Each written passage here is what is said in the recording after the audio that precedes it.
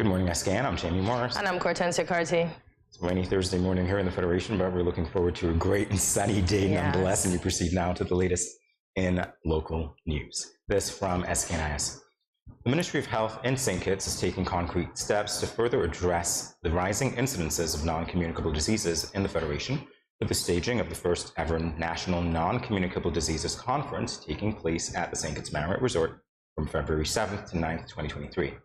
During this important event, participants will seek to review and discuss the status of the NCD situation in St. Kitts and Nevis and solicit commitments from the various stakeholders to reduce the impact of NCDs in the Federation.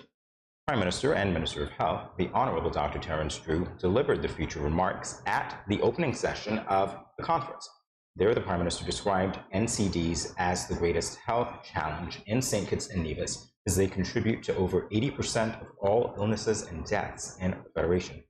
The Honourable Prime Minister said, quote, "Non-communicable diseases, in particular diabetes and hypertension, are the leading cause of morbidity in the Federation. The NCDs are our biggest health challenge, and therefore we have decided to commence this calendar year by hosting this non-communicable diseases conference. The purpose of this conference is to bring all stakeholders to the table and use a microscope to assess the current NCD situation in the Federation," end quote.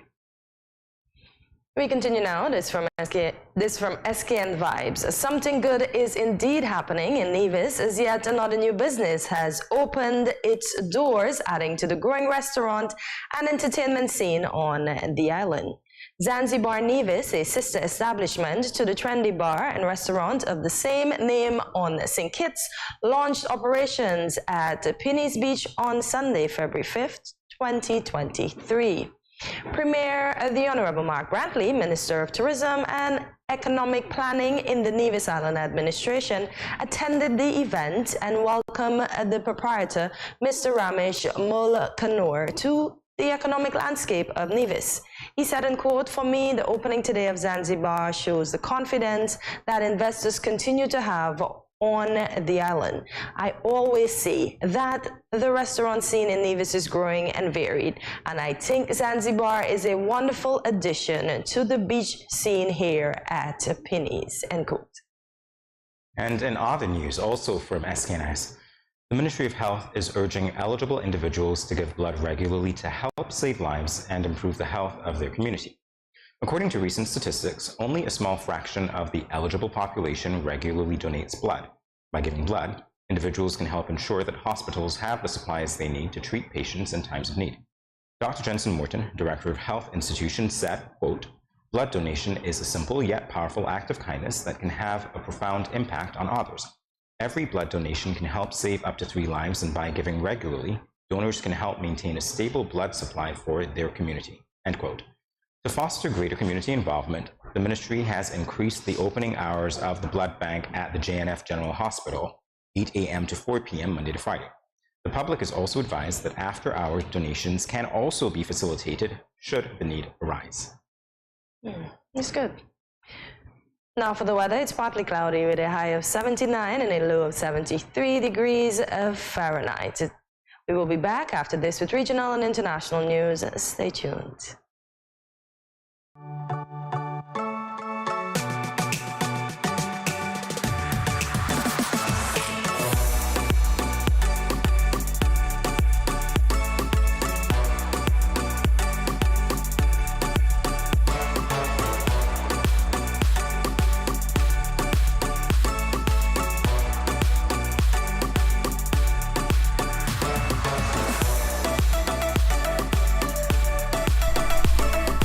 Yeah.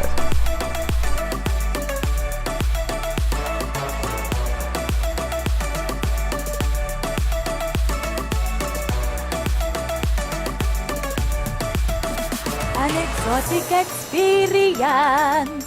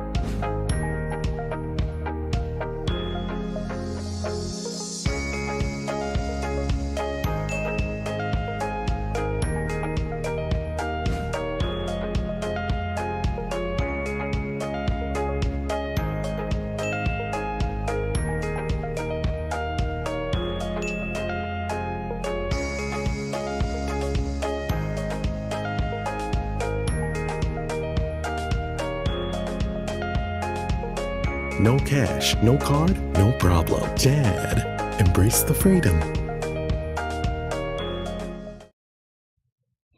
Welcome back to Good Morning SKN. We now continue with the latest in regional news. This from Loop, Caribbean. Prime Minister of Grenada, Deacon Mitchell, has told Grenadians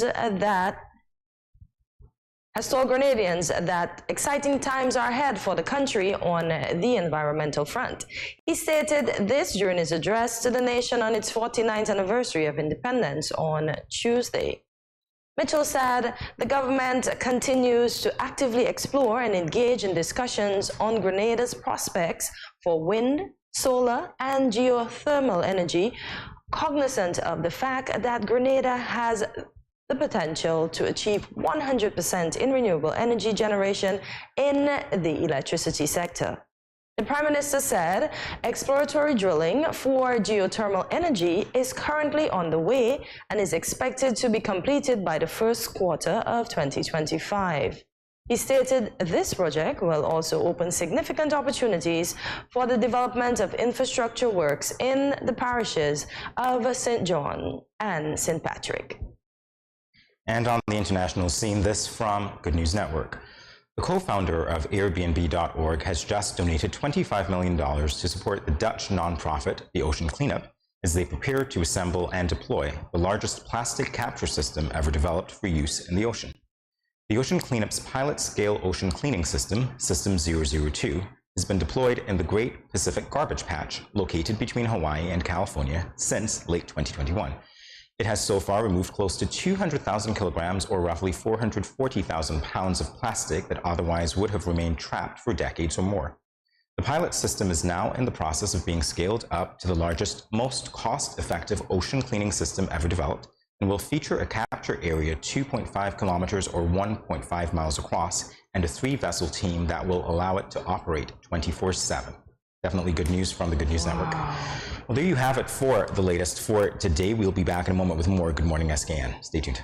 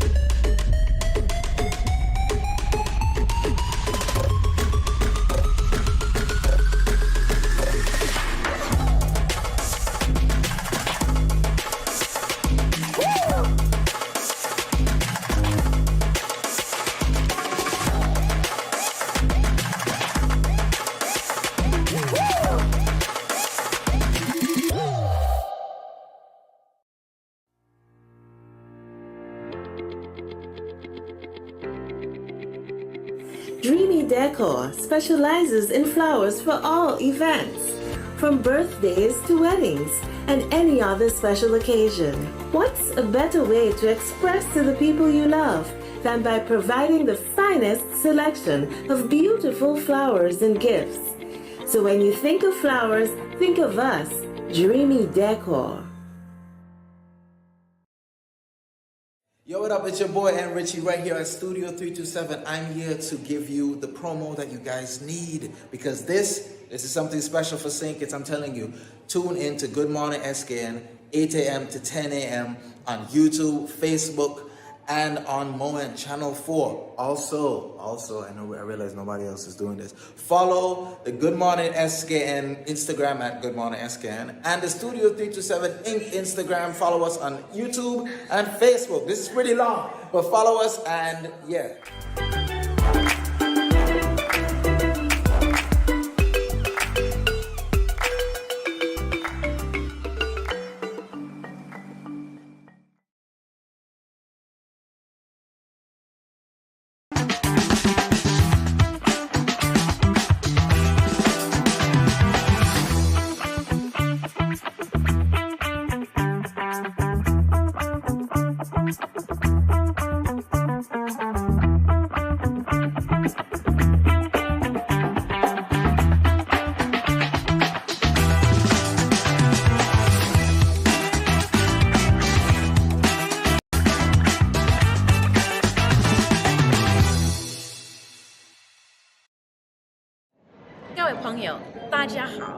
Greetings, my lovely people. I'm Chantel, residing in Taiwan.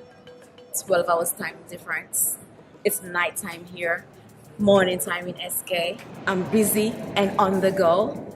However, I always manage to keep up to date with what's happening in SK. All thanks to Good Morning SKN. Good morning SKN. Ciao bango!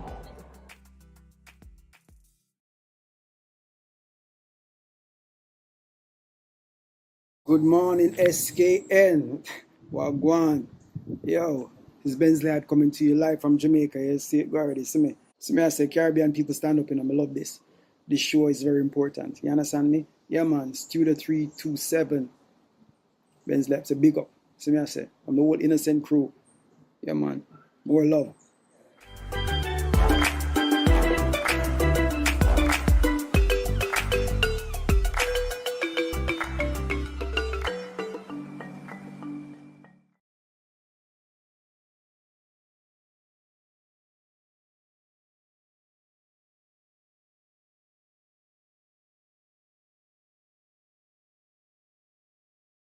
Welcome back to Good Morning SKN. Our first guest of the day joins us from the St. Kitts and Nevis Bureau of Standards. He is Jermaine Mike, the head of standardization, and he is here to enlighten us on their current draft regulations. Good morning, Jermaine, and welcome back to Good Morning SKN. Good morning, thank you for having me again.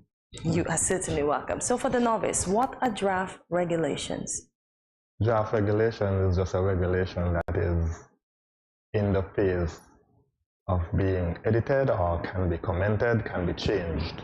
So the public can, at this point in time, because it's in a draft stage, the public can make queries, they can see it for themselves, they can make comments on it, they can say, we don't like this, or we like this, or can you put in this, right? This is the stage that it's at this point in time. So once it's been completed, no one has a say?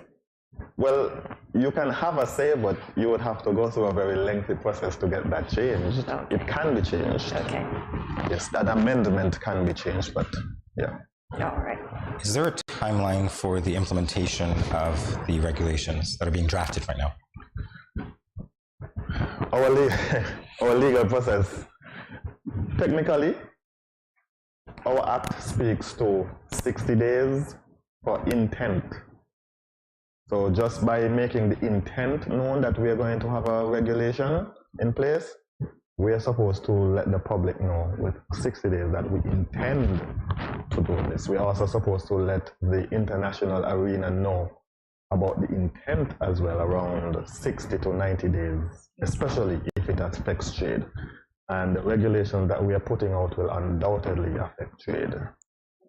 And so there is that window of opportunity for a dialogue to be had concerning the regulations from the international community as well. Yes, especially because, I mean, we're a heavy importer, so, and we do a lot of importing on a lot of goods, right?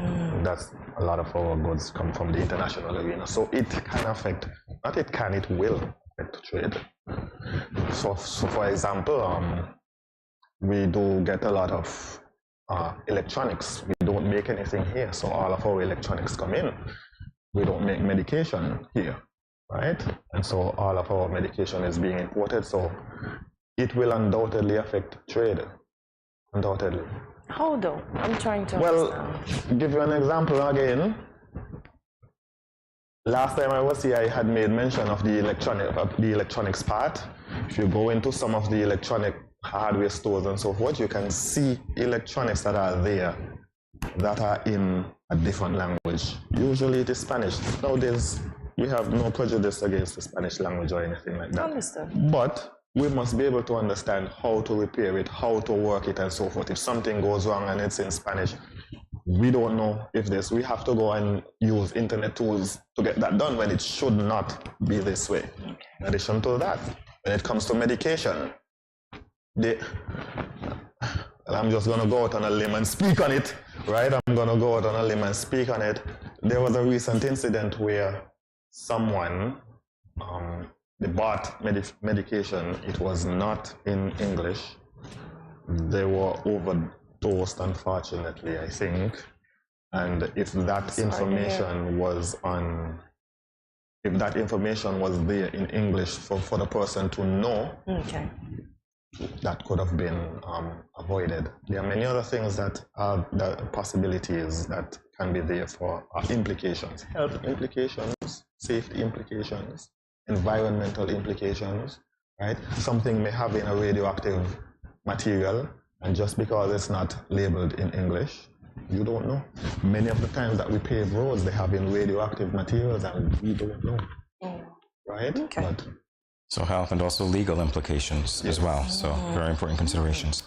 Let's talk specifically about the draft regulations, the packaged water labeling of goods and labeling of prepackaged foods. These are the three draft regulations.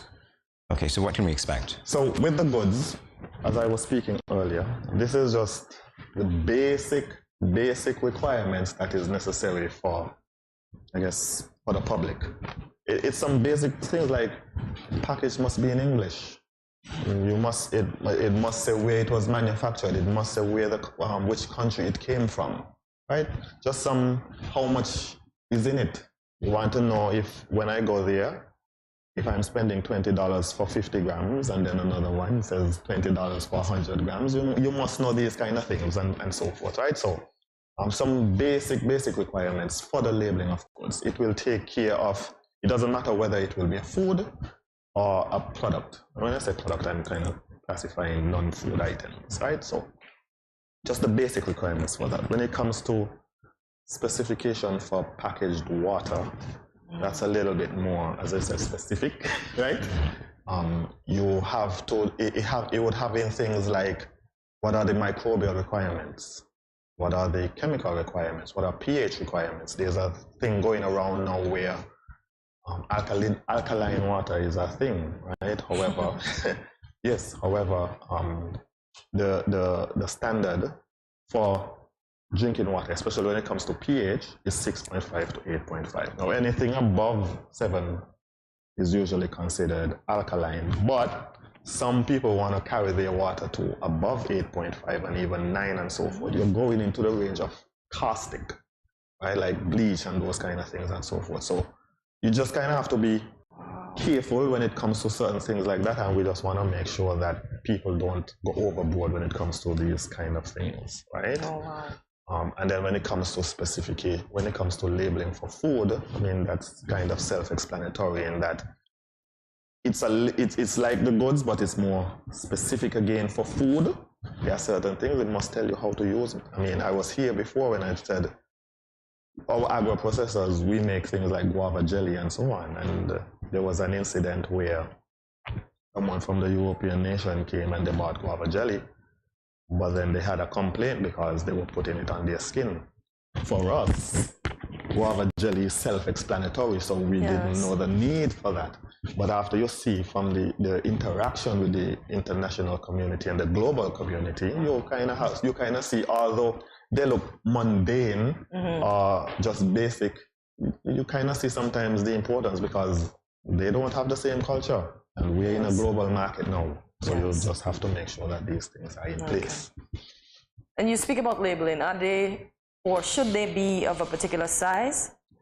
Well, it would have a minimum size. At the moment, I can't really remember it, but it's within the standard. Okay. All it just means when we put the minimum size and so forth, it just means that people must be able to see it, right?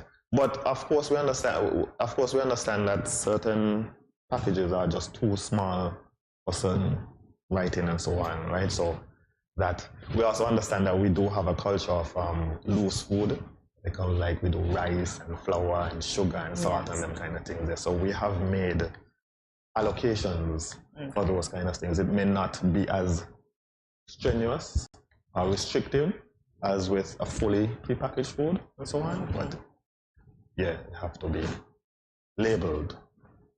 All right, as I look at the labeling requirements for prepackaged foods, a couple of things stand out to me, so I do want to get your take on this. The lot identification or batch number.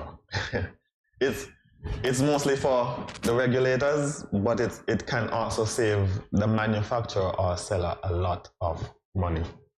And what I mean by that, anybody here, whether it's an agro-processor, even, right? And I'm going to speak to agro-processors because I want to use it in the context of St. Kitts, and these people are the ones that typically manufacture food items here in St. Kitts and Nevis. You can make a batch this morning of, let's say, guava jam. Make a batch, you're tired, take a sleep, and then in the afternoon, you go and you make another batch. The batch this morning was different from the batch this afternoon. You may have skipped out something in the morning or skipped out something in the afternoon. But let's just say something happened in one of the batches. You don't know. According to you, everything went fine. Yes. But then you put it on the shelf and then you saw, okay, in one of them it begins to mold, right? Do I just go and pull all of them off of the shelf, or do I look at the batch number or the lot number to determine which batch is affected? Remove that, save you money, save the supermarket money, and then you can essentially go ahead and replace it, thereby lowering your cost of production, manufacturing, or your losses. So that's why that particular batch or lot number is quite important. And this is new for, well... No, it's not new. To give you an example from the international scene, there was one with an ice cream. Can't remember the brand at the moment. There's a brand called Blue Bunny. Yes. Like yes. And there was an E. coli. Contamination within that, and so they sent out. They were being proactive, and they sent out all of the batch numbers and so forth that were affected. And so supermarkets here were able to determine whether their batch was affected, whether they should pull it off of the shelf or they can leave it on. And so with the help of consumer affairs, even with the supermarkets, they were on it and everything like that, and everybody collaborated. It turns out that none of the batches here in St. Kitts and Nevis were affected, fortunately, but at least that information was there. You could have determined whether condemn, nobody gets sick, or you just be like, well, I wonder if our batches... Fair enough. Point of clarification here. When I asked you if it was new, I meant if it would be a new requirement for, say, the agro-processors to include the batch numbers. Have to be. It's a requirement no matter where you are in the world. It's an international requirement. It must be there. The name of the food must be there. The amount in it must be there. The how to use it, store it, right? Where it's made.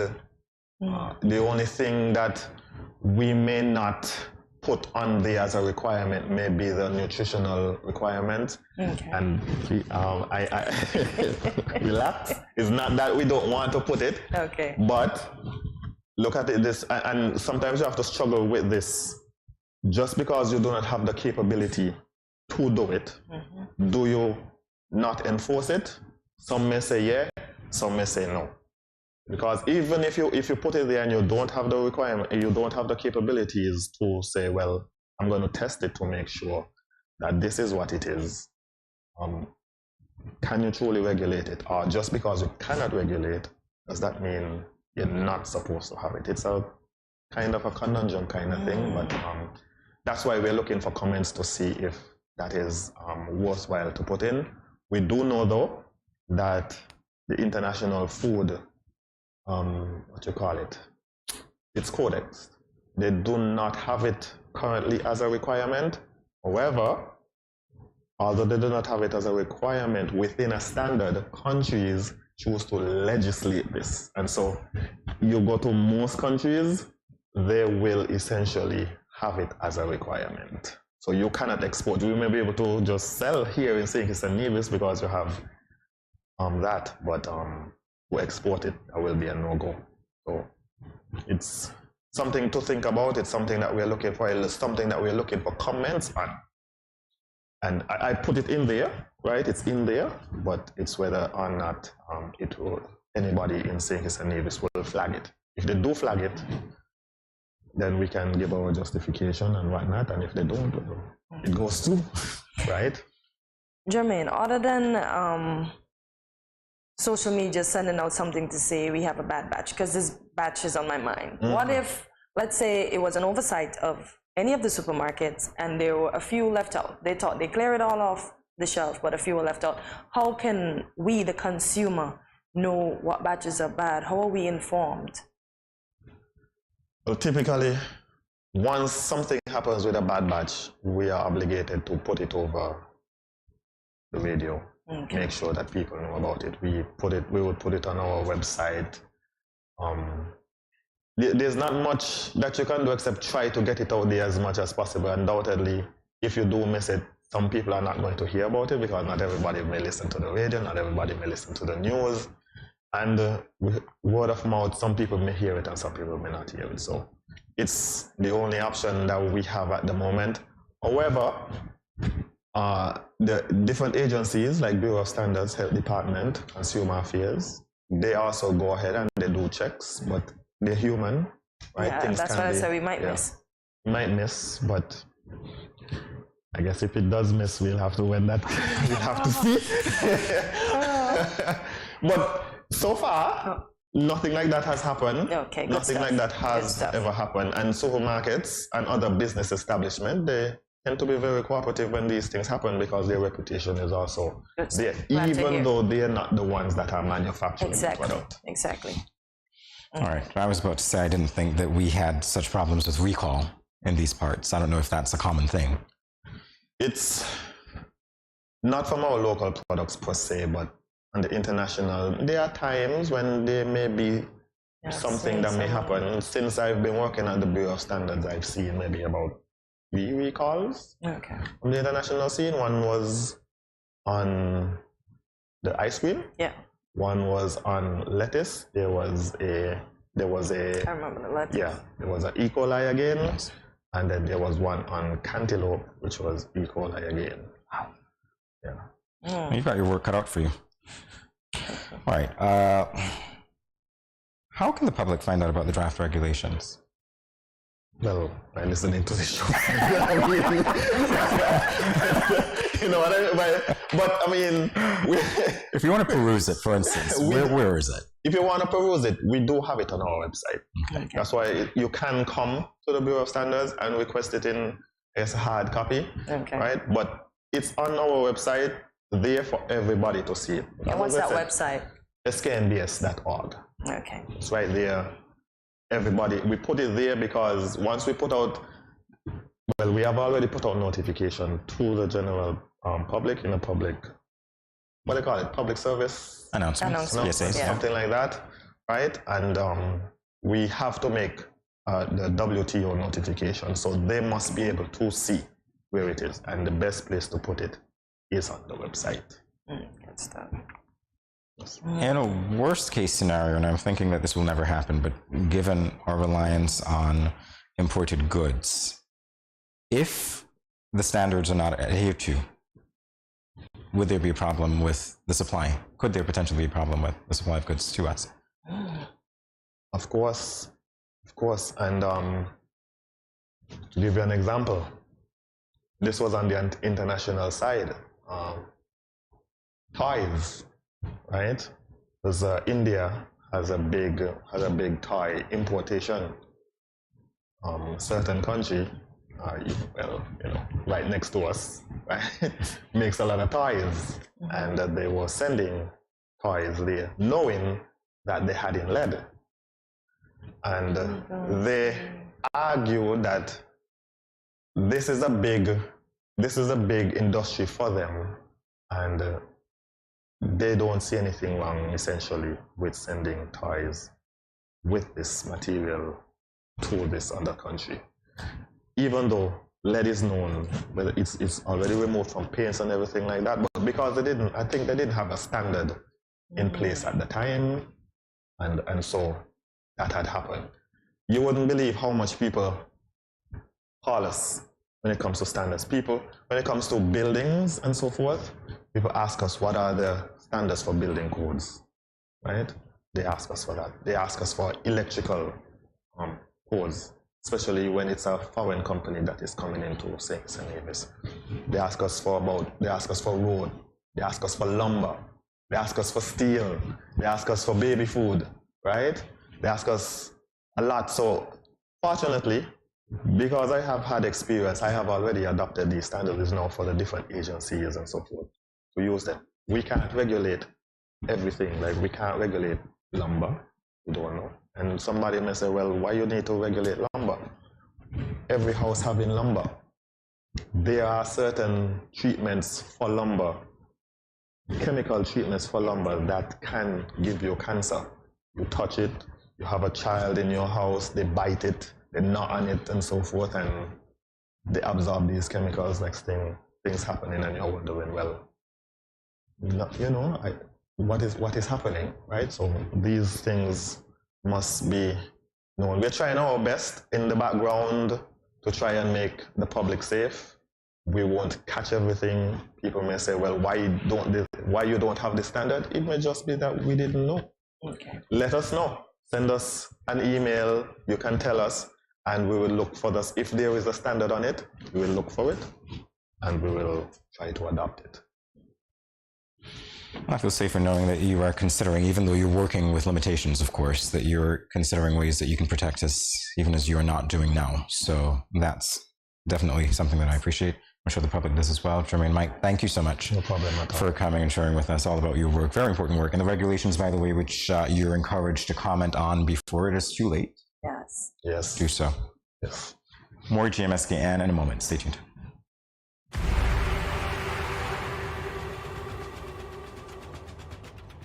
What will it take to grab the attention of someone with the power to make your dream come true? 7 hopeful entrepreneurs in search of the finances necessary to take their ideas to the next level. This is their lives, right? This is their business. 4 savvy business owners ready to make a pragmatic investment. You can't help people if you can't help yourself. First, you make the dollar and you give the dollar. Why you take your business offline? I really feel that you need to do a little bit more research. Very knowledgeable.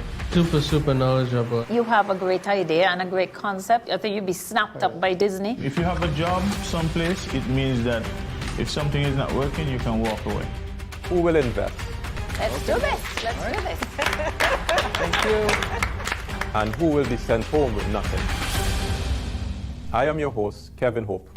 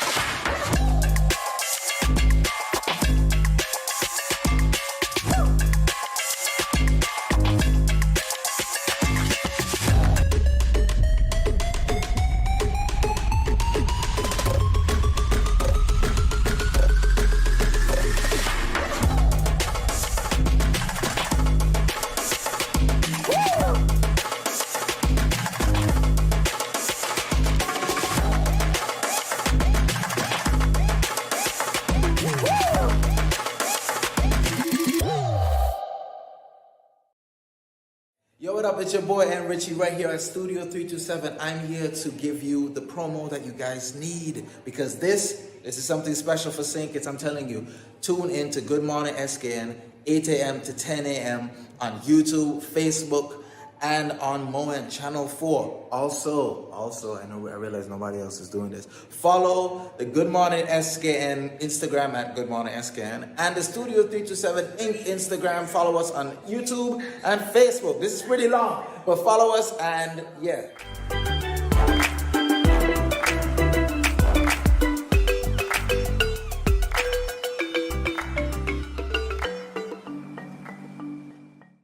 Good morning, SKN. This is Lyrical. I just want to say blessings to you. There are a happy place in the life if you live in there. A happy place in the life if you live in there. Cause them at a happy place in the life. And they can't change. And they just come out here to do right. So whether day or night, they will never ever change. Blessings, blessings, and blessings.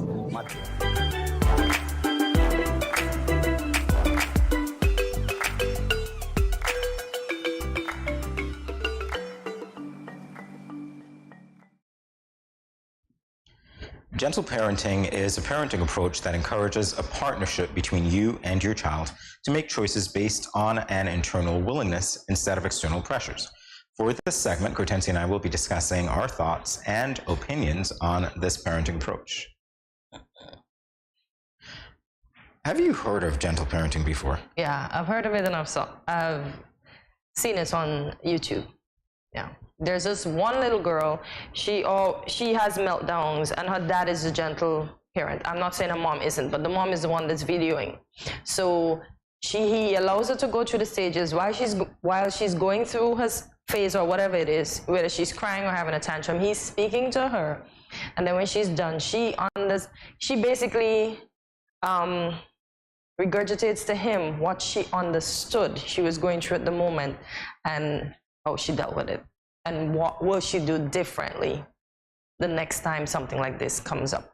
But he allows her to behave, or he allows her to release the emotions for her age.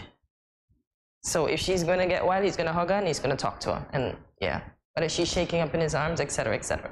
Can I release the emotions from my age? Yeah. At this age, you don't get lashes anymore. Oh, I see. But we weren't allowed to express ourselves. Because we can't tell our parents. Most of us got holler at or lashes or Jamie, we got licks with a, how should I say it, with the lesson to it. Don't do that again. If you pick it up, it will burn. That's how we got licks. Now these kids, you laugh, but that's how it went. So we were being taught the lesson while being beat. Or we got hollered at, or they didn't even have to holler. Our parents just had to look at us, and we know what time of day it is. But I don't think you were taught the lesson, because I think that's the thing. It's like, if you get punished like that, and the way that we do, and I keep saying it, when we talk about our parenting styles here, we tend to be very harsh as people of African descent, because I suspect slavery is ingrained in our blood. Yeah, we do things by force. We Mm-hmm. expect that aggression. We don't respond to anything but aggression.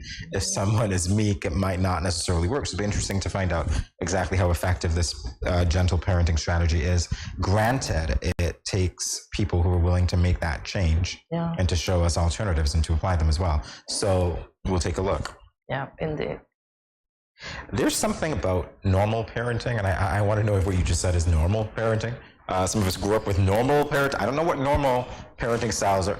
I think parenting is unique to the parent, unique to the set of circumstances as well, unique to the individual child. They said traditional parenting focus on punishment and reward, because if you did bad, as I said, you got the punishment with the talking, because my neighbor still beats her kids like that. Oh, did I say that? Yes, I did. And she said, I tell you, don't touch it. And I laugh because it's funny, because I remember those days as a kid, right? I remember those days as a kid getting licks, and then you're being told why you're getting the licks. And then when you do good, you get a reward. Because sometimes even if you, after a while, my mom stopped beating, and then she would punish. So my other 3 siblings would have their snack, and if I was the one being punished, guess what? I ain't got no snack, but I gotta watch them enjoy their snacks. So yeah, that's how. It's either punishment parental reward. So you were good, you got something. Even in school, you progress to a certain level, you got a bike, you got a watch, you got a ring, you got an earring. If you drop down to a certain level, you got 0. That's normal parenting. That was normal parenting back then. Okay. Yeah. Okay. Now, it's not that they're letting the kids have their own way according to this style of parenting. The children are being encouraged to express themselves, speak their mind, and the parents are to keep them within boundaries as well. So they are still supposed to be respectful, even though the punishment is not as severe or harsh as our time. Yeah, but you see, there's this balance, I suppose, that needs to be explored concerning the ability to speak one's mind and express oneself, especially as a child. Where do you draw that line? Where do you say enough is enough? Don't go beyond it.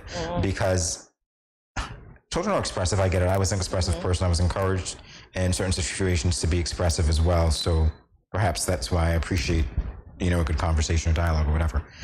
And to be honest with you, I can imagine that if we apply it to the context of the classroom where teachers operate, where teachers really spend most of the waking moments with your children, more than you do, from Mondays to Fridays, then you'd appreciate that because teachers don't have the ability to spank your children, which really some of them need to. We've had to develop ways, teachers have to develop ways of encouraging good behavior while not promoting bad behavior, and in a way, I guess, being gentle. So perhaps this could apply in some respects, but really, I don't know, it's quite interesting to me because I think the more you go along the line of, yes, you're doing this, but let's be expressive about it. Let's find out what's going on. I'll let you express your emotions, but then you'll tell. There is not always an appropriate forum for that.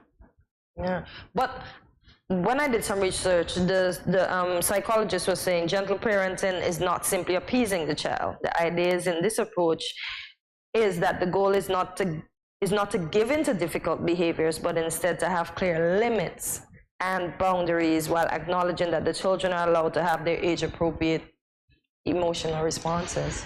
I'm not a parent. Awesome. To those of you who are, kudos. I know. But was corporal punishment taken out of high schools here in St. Kitts? I don't know if it was taken out of high schools completely, but I do know that there were only certain people who had the authority to do that. Oh, so only like the head teacher? And that made for very interesting classroom dynamics with children who would push the envelope. Oh, don't respect the teacher. Listen, we got licks, and look at us now. Mr. Vaughn have some lashes. Miss Cable gave me and my good old friend that lives in England, Dwayne, some good lashes. Yeah, and look at us. Yeah, but I don't like that either. It's interesting because, like I said, I guess this whole concept we don't like the of parenting and this whole concept of, beating people for bad behavior that they display is another manifestation of the effects of slavery years later.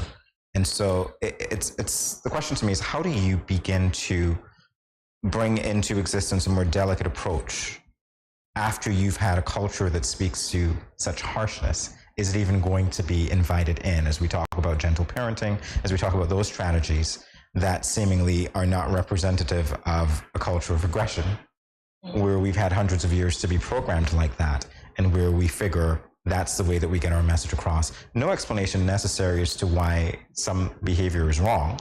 It's just, I don't want you to do it. Take that. You're aggressive. And if you do it again, this is what you'll get. Threats, punishment, gentle parenting is better. It's not even our generation alone that I see that do severe punishment, because when I look at some of the child abuse cases in the US, and like their parents come from the army or their parents are once officers, they have the kids walking outside with their hands up with all kind of things in their hands. Like your little hand can't stay up there forever. And I'm talking about tiny kids in the cold with no clothes on. Like some people are just sick. So I just think that some people shouldn't have kids. Because they were kids once and they're adults now. So why are you treating the kids like that? I don't know. Just really I don't know. And you know what? I don't have to find the answer because I'm not a parent. So that's what it is. Well, I don't know.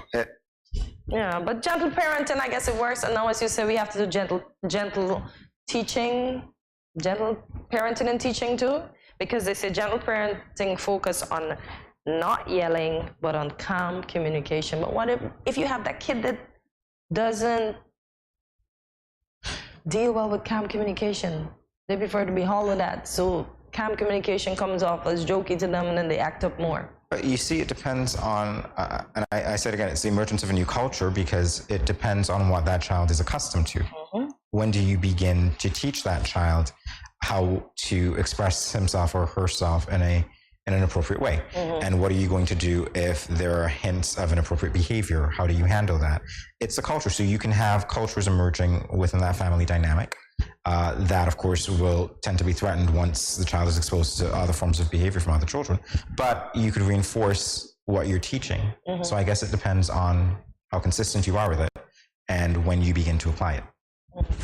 Why do you think, you said, I know this may be a question that you may not be able to answer, but I'll still ask it. Why do you think that when we got licks and they repeated what we got licks for, we didn't really, or the child doesn't learn the lesson, it still happens again? Because at the time in which you are getting those lashes, or what I like to call them touches of love, which they really weren't, you're not thinking about why you're getting them. You're thinking about the aggression that's being directed at you. Yeah, and in some instances, you're angry about that. So you're not focusing on the lesson. You're focusing on, why are you doing this to me? Not, did I do anything to deserve it? You know what I mean? So that's really what it is. And remember, we were children at the time. These ones that we're talking about now are children as well. Acts of aggression of any kind like that, I don't condone. My whole debate, though, is, are children better off because we've been more gentle with them over time? And that, to me, is something that suggests, not necessarily, because I say to people all the time, I joke. Yeah, I do joke sometimes. I know certain people who didn't want to teach and so on. They say, I don't want to teach, I don't want to teach. And I hear stories about how they encounter, what they encounter rather in the workplace when they're dealing with young people and so on. And I say to them, candidly, you're just dealing with my students growing older. So when you didn't want to teach before, you have the aftermath of that in the context of a work environment where they say what they want, they're totally expressive when they should not be. They don't know how to be humble about anything, they're never wrong, and they just go on and on as if they run the show, because we've had a society that has been very gentle with these young people who are emerging as very rude. I said it and I'll say it again. Some of you are very rude, have been So we have to get the parents then to enforce the boundaries then, because gentle parenting is not about raising rude children. It's about raising children that, as we said, are allowed to speak out, but are still respectful. These kids are supposed to be respectful still. Really, yeah. But obviously it's not working. So yeah, don't do that again. With that said, much more after this short break.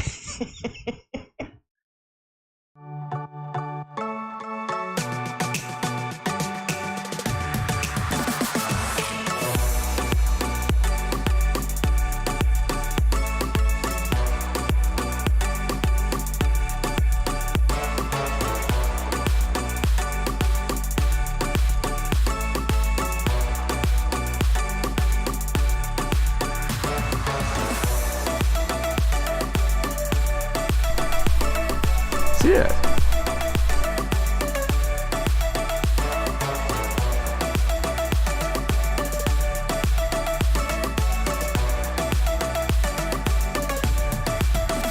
An exotic experience.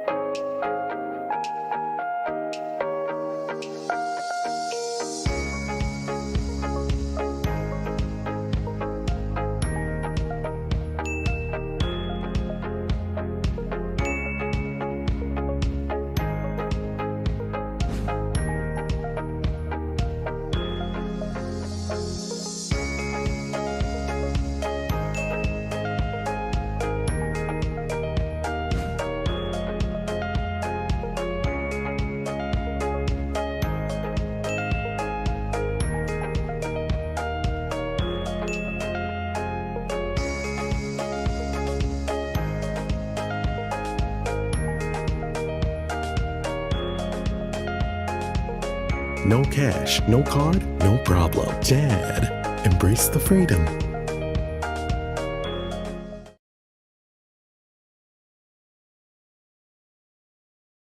Yo, what up? It's your boy and Richie right here at Studio 327. I'm here to give you the promo that you guys need because this is something special for St. Kitts. I'm telling you, tune in to Good Morning SKN, 8 a.m. to 10 a.m.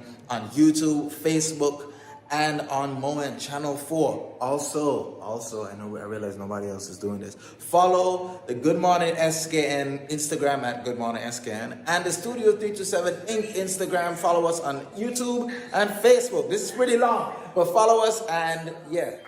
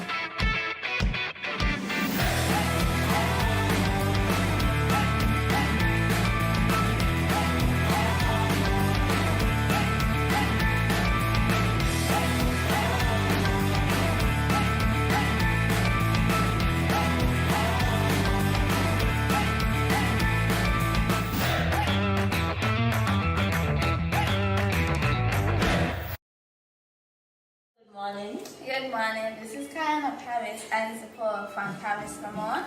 I want to encourage y'all to sign on to Good Morning SKN every morning from 8 to 10 at Studio 327. Thanks.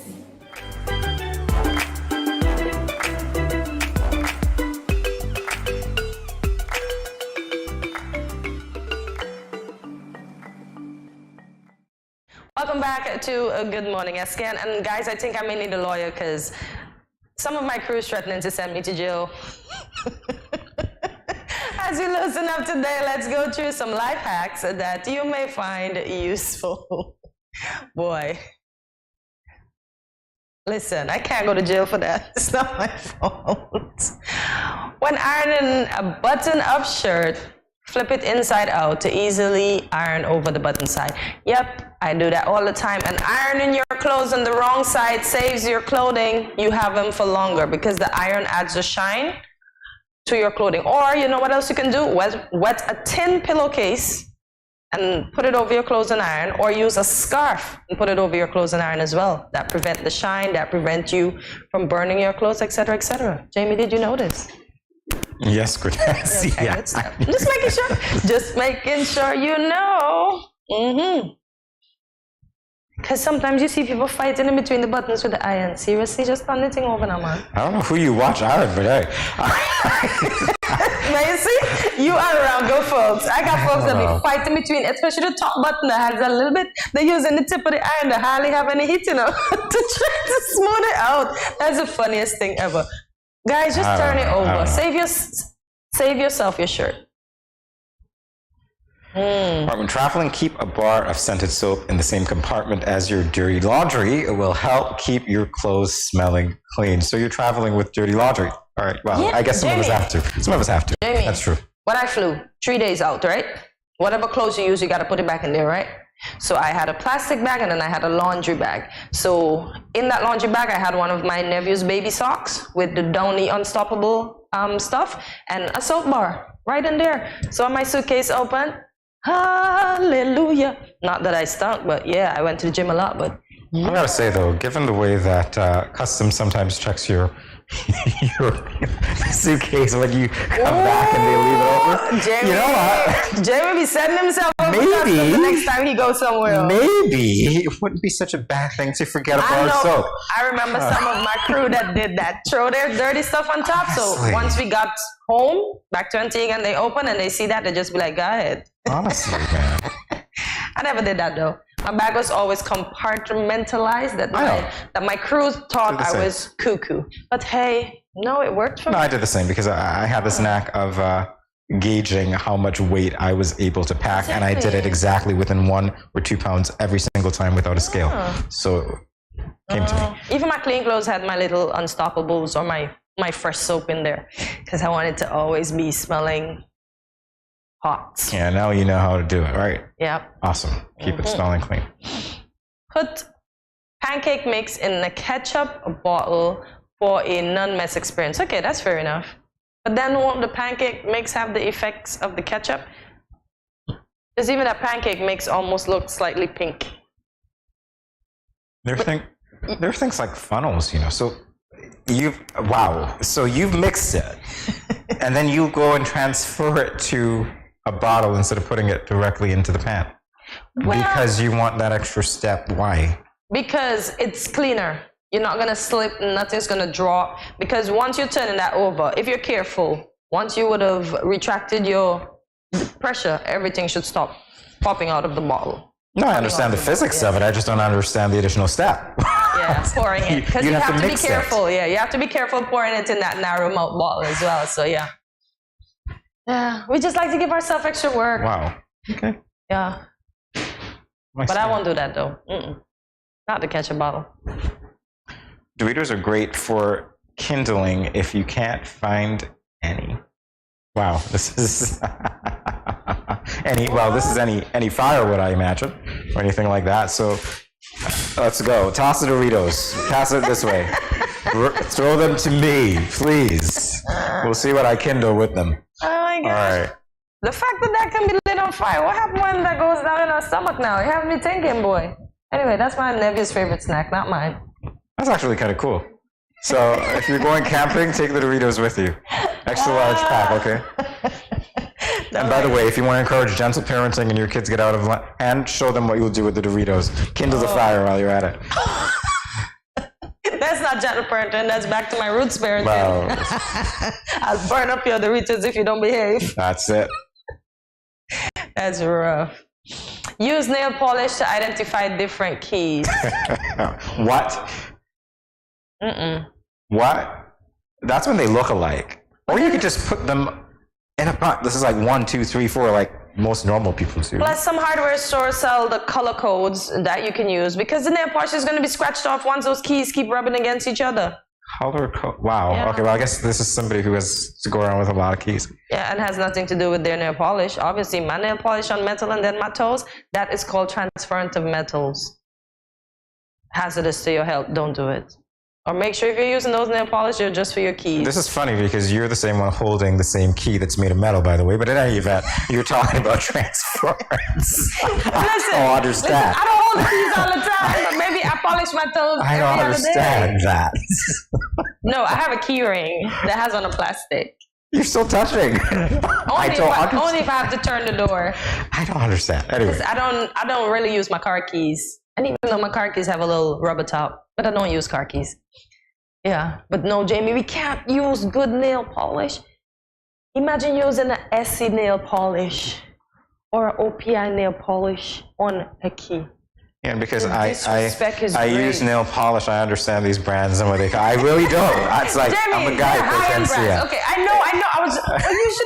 Jamie, you should have understand that I'm only gonna call the best on the keys, because I'm not even gonna call the one that I should use on keys. No, I'm not gonna do that. Which is why it makes no sense, because if you're gonna use nail polish on keys, you'd use the inexpensive kind.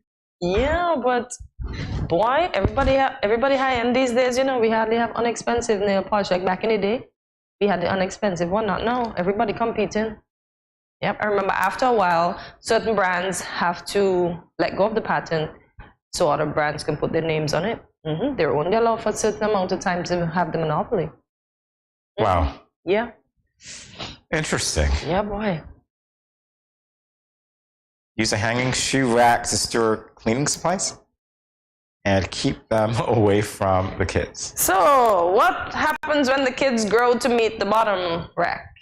They know that they shouldn't do it by then, right? But they will still do it. Doesn't mean that you throw out the bottom rack, Cortensia. You could use different doors. Oh my gosh. But that means I have to start all the way where the Febreze is. So I just lost 3 storage spaces. And this is funny because this is really, keep them away from the kids. For those of you who don't have any cupboards that you have to reach to, this is really interesting to me. Wow, life hack. Oh. Whoa, I guess if you are in a place that doesn't have a lot of storage. No. But that looks like a locked door though. Just ensure it's always locked, because kids do the darnest things, and we know that. They might be in there mixing all those chemicals together and you don't even know, because the toilet bowl cleaner has a funny nozzle. It looks nice. So they're gonna be spooting it out, you know, just playing. Then they will take out the wipes and just smearing it, and then they look at the scrubbing bubbles commercial and Isn't think that when what they they're spray the supposed to do with scrubbing wipes? bubbles. Yeah. Isn't that what they're supposed to do with wipes? Just asking a question. Asking for a friend. No, but Jamie, you know, let's just think of them using all of that together just to have fun. And they think when they spray the scrubbing bubbles, the brush is going to come out and behave the way they see it behaving on TV. And then they keep spraying because they don't see the brush behaving like that. And then they add some blue toilet liquid. And it's just, Jamie's just a mess. Just think about it. I think you have an overactive imagination. I really do. Listen. I really do. The good thing is my niece and nephews never did that, man. They're good kids. Freeze grapes to chill white wine without watering it down. Yeah, I know about that. Forget the ice. Yeah. Freeze Some the people grapes. use the cubes, the fake cubes, yeah, and just drop them in there. Yeah. Fair enough. Somebody loves water. What? Man, no. Use paper clips to organize your cables. So this is really inexpensive and actually quite useful. I can see the utility in it because it's a clamp at the desk. I mean, you've got a hook that you definitely. Hey, this works. Honestly, you guys should have told me about this before. I've used it for other things, but this is definitely cool. Try it and let me know. I like it. Try it and let me know. I like this. This is really, really good.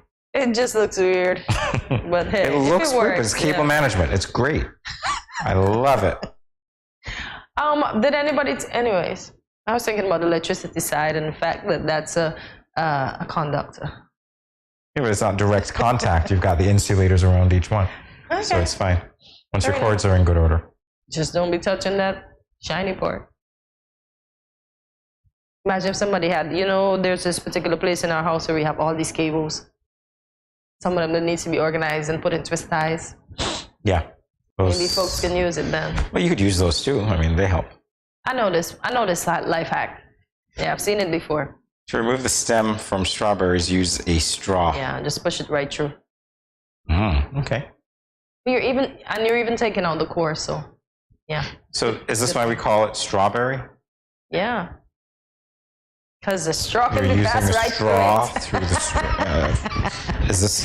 Just asking. Listen, some fruits have some names that don't make no sense to me. Because how is this a strawberry and it has seeds on the outer?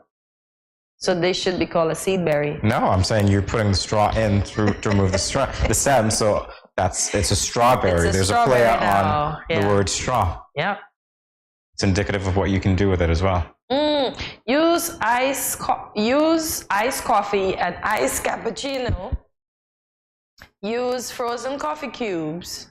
No, 4 iced coffee and 4 iced cappuccino. Being tongue-tied today. Use frozen coffee cubes to ensure the drink doesn't get watered down. Yeah, fair enough, man. See, I'm excited about the coffee. Now I want coffee. Yeah. What is Heavy it? sleeper? Tired of snoozing past your alarm? Use the smartphone and a cup trick to crank up the volume. Yeah, boy. Or turn up the volume, plug it into your Bluetooth, keep it far away from your bed. So you have to get up. In a cup. Wow, okay. This is great. When I flew, that's what I did. I kept it in the bathroom, or I kept it in the closet, so I have to turn out the bed because it's annoying, and I know the crew next door is probably not waking up as early as I am, so I had to go and stop that alarm immediately. Yeah, you could actually just call the front desk and ask them to call your phone. Everybody's human, People forget. I've gotten those calls and I've never asked them to do it, so they call the wrong room in error, but I'd be like, yeah, I'm up already, but that wasn't for me. So I'd be like, you need to call the next person that you're supposed to call. So can I have a wake-up call at 4 a.m.? Certainly, you can. 4 a.m. their body decided to take a snooze, especially the overnight staff. Jamie, no, I always had backups. I don't have a problem oversleeping. Generally, I don't. If I know I have something to do, I probably won't sleep well the night before. I'll be up 2 and 3 hours before. That happened to me when I had the morning flights. Place a rubber band around an open paint can to wipe your brushes on. Cool. And keep the paint on the side, off the side of the can. Okay. But this takes the fun out of painting. I enjoy seeing a messy paint can. That's when you know you're doing work, right? When you have to pick it up after, then you have to use paint thinner because every time you touch it, it's like, oh, I was working so hard. Can you see my work, right? So like, you don't want to be tidy and just put it away when you're done. You want extra work. No, that's what paint thinners are for, right? That's how you know you've worked. Like, save seriously. some money. Be economical about it, Jamie. I'm joking, by the way. But you know, I'm just saying that one time you might come down extra harsh and think you're wiping, and then you'll still mess up the paint can. Maybe yourself, because remember the rubber band is. You might come down so hard, like whap, the paint. Gotta be gentle. Yeah. Gotta be gentle. Gentle. Put a wooden spoon across a boiling pot of water to keep it from boiling over. That's true. When I'm making porridge, y'all, that's exactly what I'll do. I don't know, something about when the cream of wheat or the oats reach to the spoon, it just decides, I'm not touching that, it retracts. Yep. This is interesting. I did it up to this morning. So guys, you know what I had for breakfast? Wait, so water boils over, okay. How full is your pot, by the way? It boils up, Jamie. Put a stocking over the end of a vacuum to find tiny, okay. I'm gonna try this. I never knew about this one. So it doesn't suck it in, it suck it to it, and then you find it. That didn't sound too right. But yeah. Wow. That's a pretty interesting life hack. A frozen, saturated sponge in a bag makes an ice pack that won't drip all over when it melts. Okay, that works. Never knew that, but it looks like you have to get a particular sponge though. Those types of sponges that don't really last long, because those ones they claim pick up germs fast. So That's you gotta change those like 2 weeks in, especially when you use them with a certain dish liquid. Oh, it has a funny smell. It could be the newest sponge, but that sponge and the certain dish liquid that I cannot mention, they don't mix. No. Yeah, please don't mention. Yeah. But I'll try that. Oh, This one I heard. This one I heard. Use toothpaste. I use toothpaste to clean my jewelry, and it works. Bling dog when I'm done. This one I heard, definitely. I've never done it, but I've heard that it works. All right? Try it. Yeah. So, yo, adults, we can still be cheap. Put old newspaper at the bottom of the bin to absorb. Fair enough. I know about this one. You can see this person is a recycler. Alrighty, so that is it for your life hacks for today. We'll be back in a moment with more GMS Scan. But do we have newspapers still? I hardly see newspapers.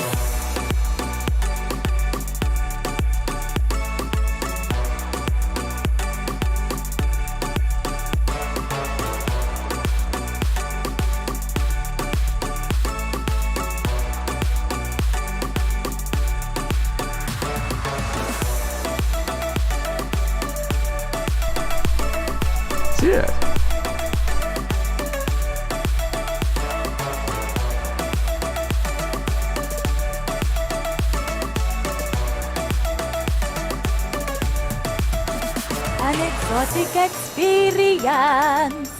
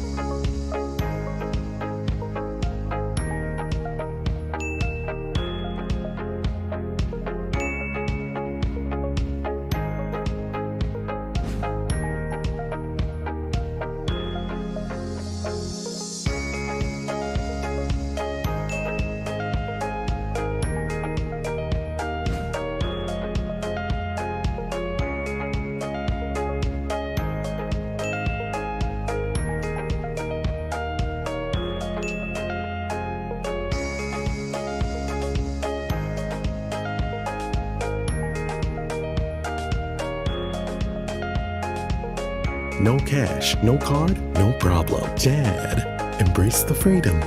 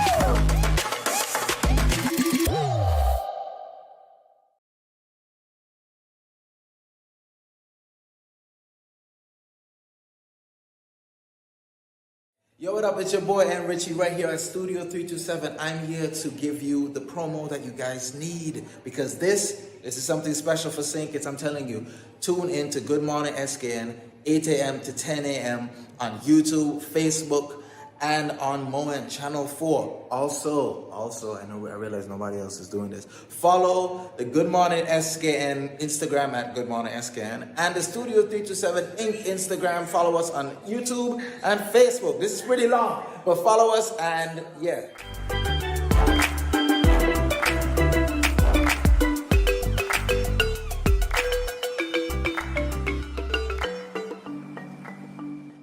Good morning, this is Carol from Lux Carnival, and I listen to Good Morning SKN.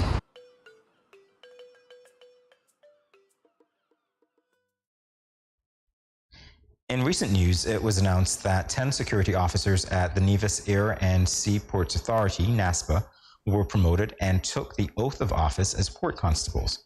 Today, we have the pleasure of speaking with two of those officers, Alvarine Williams and Mariska Mills. Good morning, ladies, and welcome to Good Morning SKN. A pleasure to be speaking with you today. Welcome. Good morning. Thank you. Good morning. All right. Well, first of all, congratulations on your promotion. I'm pretty sure that you worked very hard to achieve this rank. How do you feel having been promoted? Let's start with you, Mariska. Well, I feel great to be promoted to a port constable. Alvarine? Pretty much the same sentiments, correct? I feel great about the achievement. As you should. Is this something that you ladies were both working towards? Yes. Yes. All right, so for those of us who don't understand, the ranking and the work that it takes to even get promoted to the rank that you now hold, when you talk about working towards it, how did you work towards it? What did you do? Alvarine, let's take you. What did I do?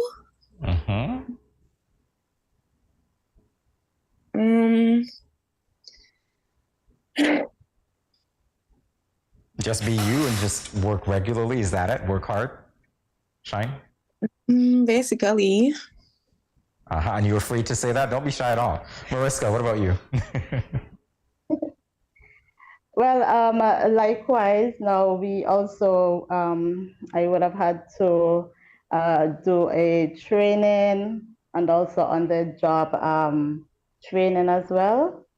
That is using the equipment and doing other checks and basically work my way up. Okay. So how did you ladies find out that there was a promotion in the works? They told us. Oh, they told you, okay. Yeah.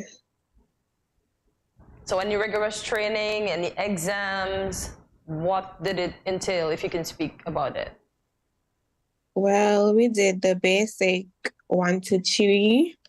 Okay. Learning levels of report, customer service, familiarizing with the ISPS codes.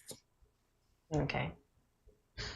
Was there any part of that that was really interesting to both of you in doing that training?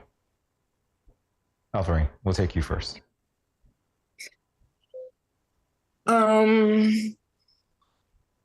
I guess another way of saying it is, did you learn anything that you didn't learn before?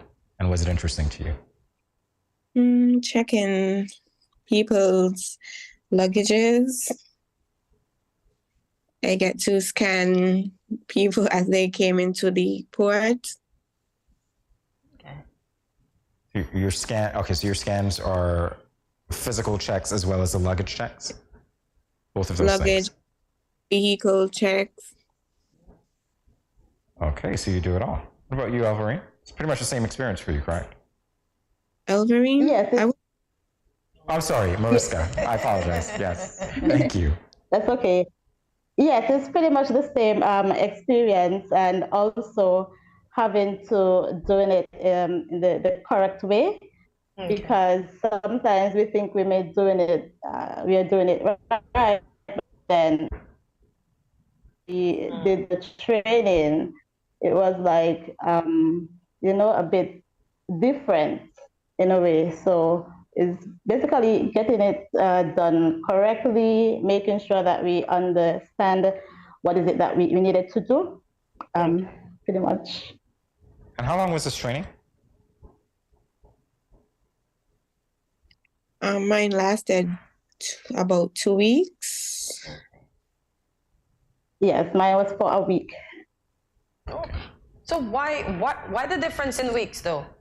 Since you ladies are now appointed to the same profession. Well, I'll start with originally, Mariska.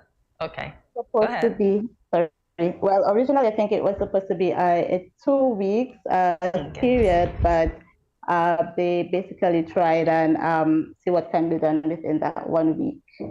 But it would have covered everything within that period. All right, so correct me if I'm wrong, but both of you before receiving your promotions were security officers. Is that correct? Yes. Right. All right, so let's talk about the first few months on the job. Obviously, you're at a new rank now, but I want to go down memory lane a little bit to find out if there were any interesting moments for you when you first started. If you even had any doubts as to whether you'd continue in the field, knowing that you're promoted now. Let's talk about that. Mariska, I think I detect a smile from you. I'm not sure if that's what it is, but we'll start with you.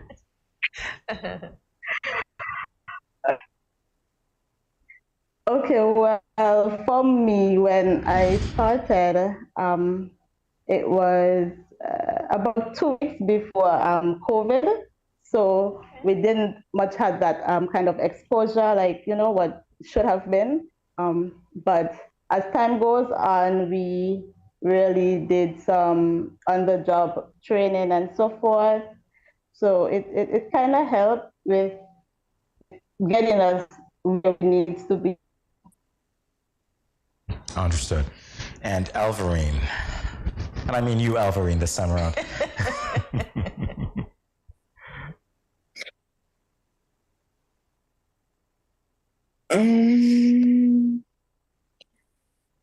Can you repeat the question? Okay, when you were a security officer, the first few months on the job, were there any highlights for you? Were there any moments of difficulty when you thought, maybe I'm not cut out for this and maybe I should just kind of, find another option? Look at her face. To be honest, no, everything was quite fine. I mean, the only challenges I may have or had was dealing with customers at times during, like, for example, the pandemic. That was basically the only time. I want to pry a little bit. When you say dealing with customers is a challenge during the pandemic, what was challenging about those encounters for you? For example, I work at the seaport, and that's over at Long Point Port, actually. During that time, when people came in, we was only taking an amount at a time. And, customers, they could be grumpy and all frustrated. And because of the limited persons into the warehouse, everybody was a bit grumpy.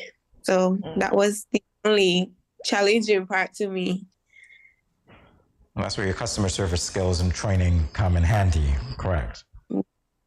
But right. Other than that, it was pretty much smooth sailing for you. Yes. All right, great to know. Okay, ladies, well, we'll take a short break and we will come back to continue this conversation with you.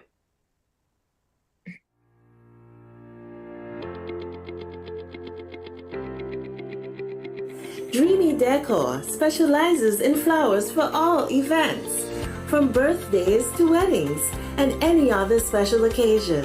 What's a better way to express to the people you love than by providing the finest selection of beautiful flowers and gifts? So when you think of flowers, think of us, Dreamy Decor.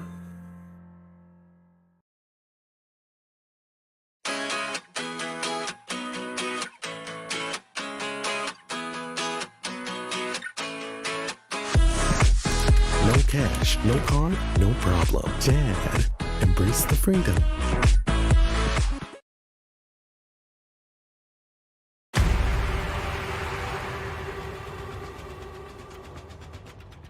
What will it take to grab the attention of someone with the power to make your dream come true?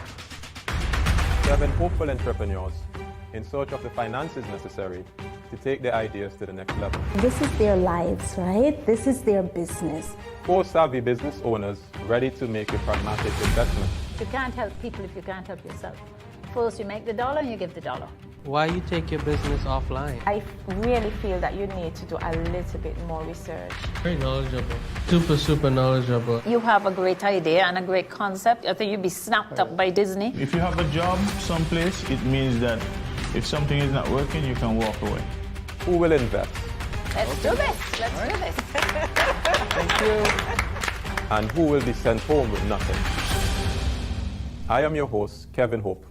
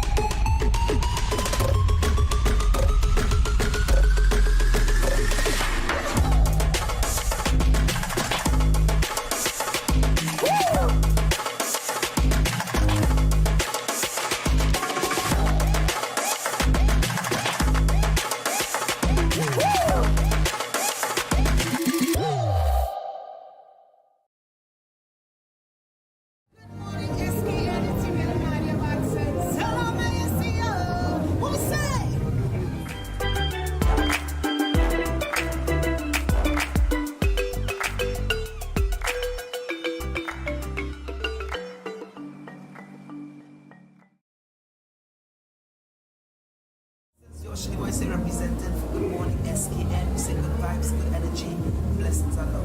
Voice rated.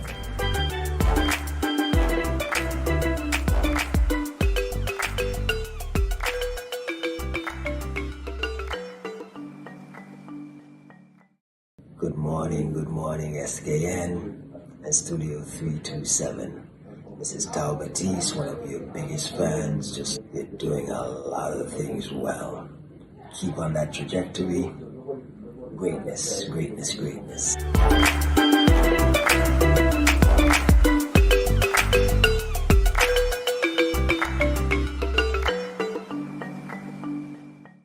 Welcome back to Good Morning SKN as we continue our conversation with Elverine Williams and Mariska Mills, newly appointed port constables at the Nevis Air and Seaports Authority, NASPA. Ladies, the ceremony was held on January 31st, 2023 to promote you both to port constable. Can you tell us, how was your experience at the installation ceremony? Mariska?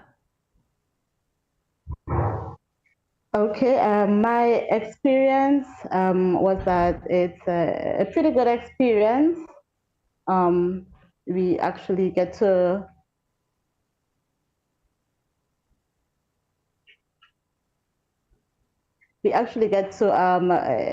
learn a lot, especially from what Mr. Carty would have said. So yeah, it was pretty good.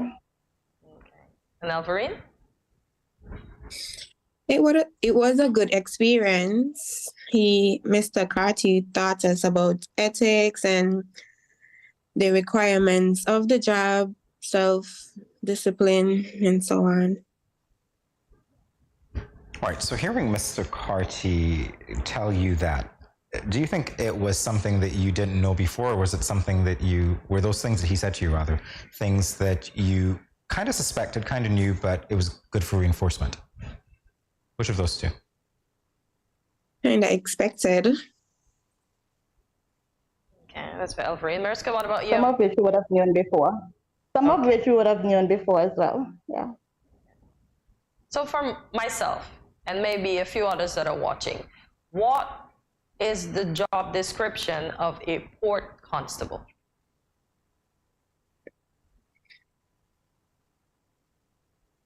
Any one of you ladies can answer the question.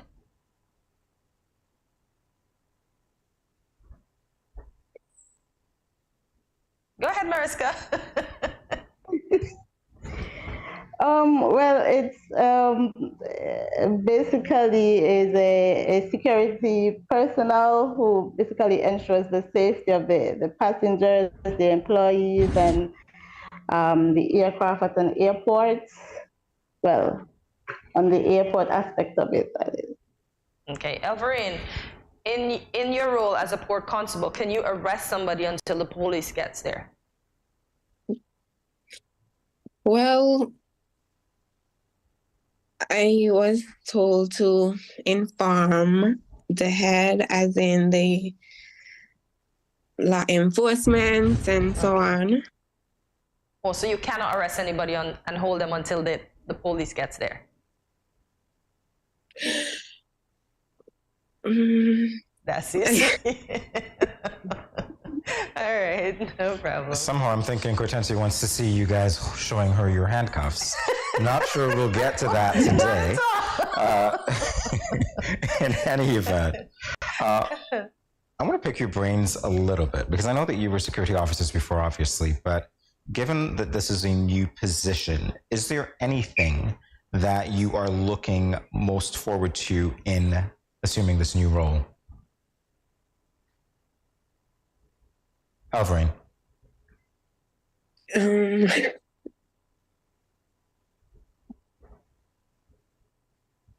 Not really?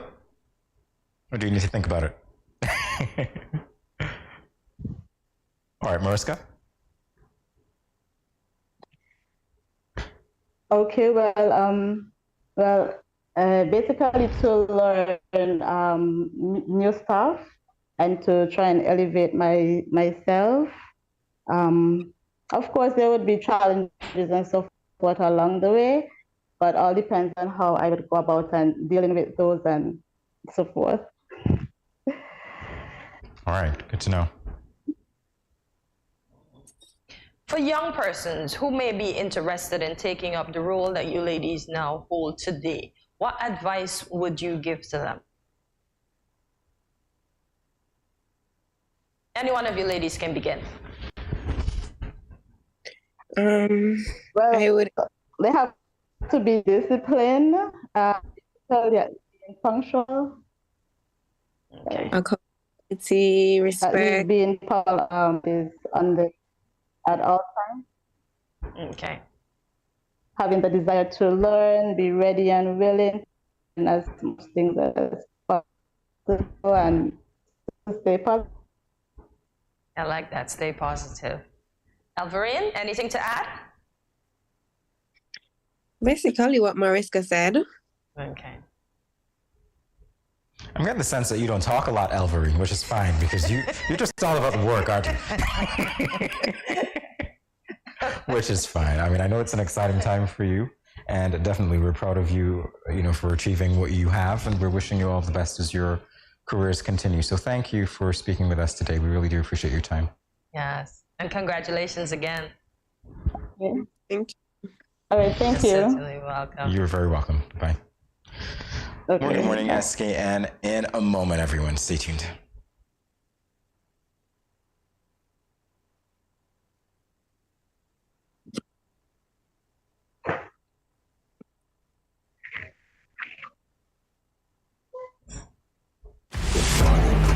SKN and Studio 327.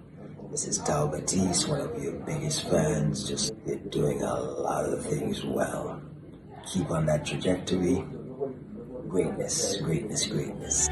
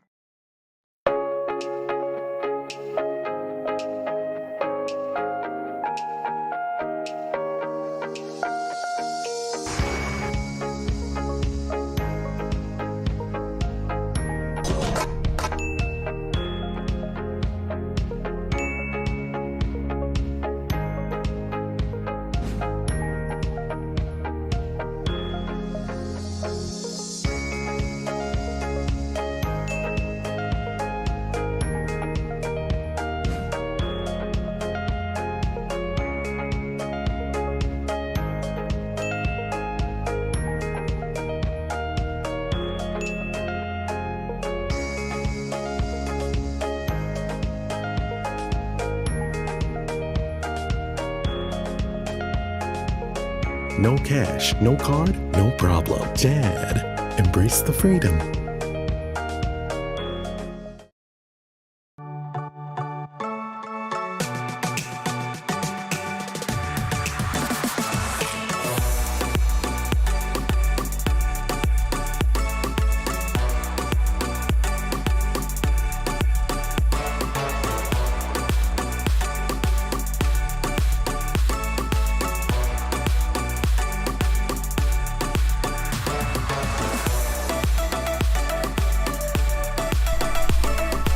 Yeah.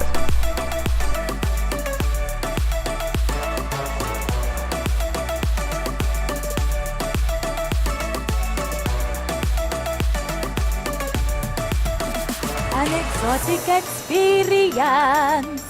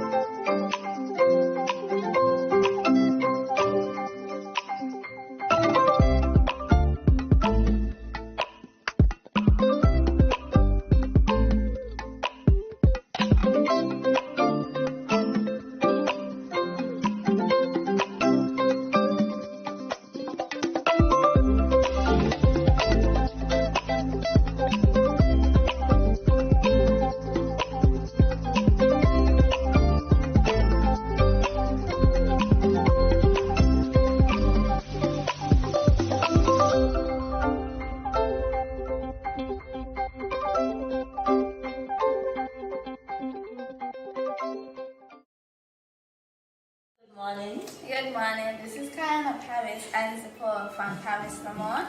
I will want to encourage y'all to sign on to Good Morning SKN every morning from 8 to 10 at Studio 327.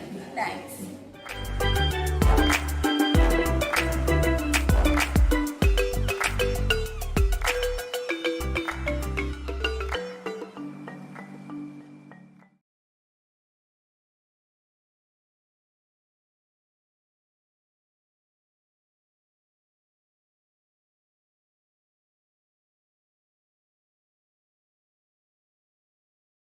Oh my gosh. For this segment, Jamie and I, yes guys, I'm laughing because there's a back and forth argument of Gen X, Gen Z, and Millennial.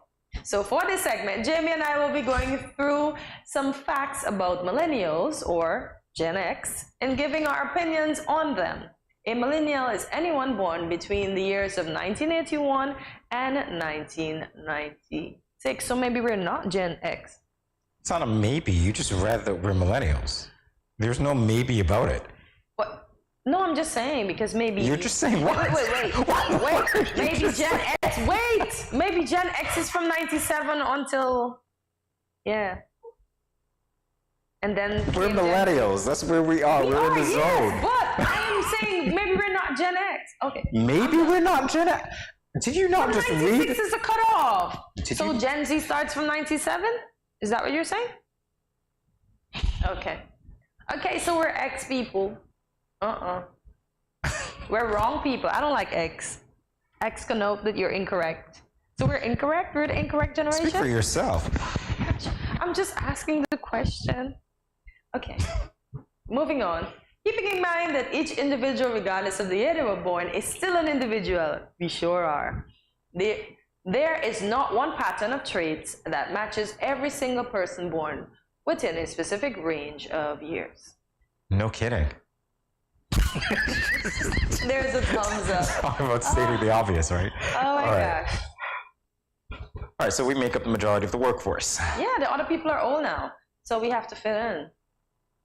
I mean that in a good way. There's no good way to mean that. That was so brash. Their age. Talk about ripping off the Band-Aid. Like, seriously, they're old now. Folks, I humbly apologize if it came up that way, but I didn't mean that. You folks have aged now, and it's your time to go home and relax and sit down and do absolutely nothing while we do the hard work. How do you professionally say you're old now? Can we talk about that for a second? How do you professionally say you're old now? That was an attempt. All right. Move on. So we make up the majority of the workforce. That's fine. Yeah, we sure do now.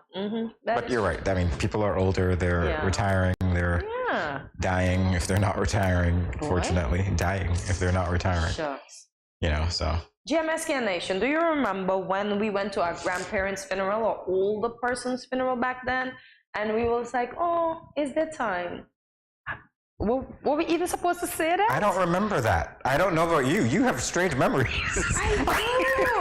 But yeah, it's like, we said some things when I was younger that I don't think we were supposed to say. Like, it's their time.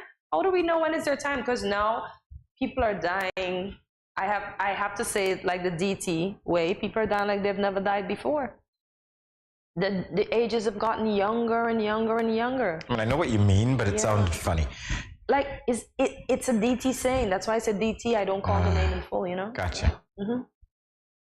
Although I don't know what DT represents. In any event, they're getting married older. Yeah, definitely that's true. Yeah. If we get married at all, yes. Perfect. I don't understand why two people are in agreement with that right here, because there's a thumbs up coming from behind the scenes that you cannot see from a certain so I'll give it to you. Z. In front of the camera. Z person, and then up comes X. Don't worry. You do realize that we've moved away from thinking that marriage is the pinnacle of life. Yeah.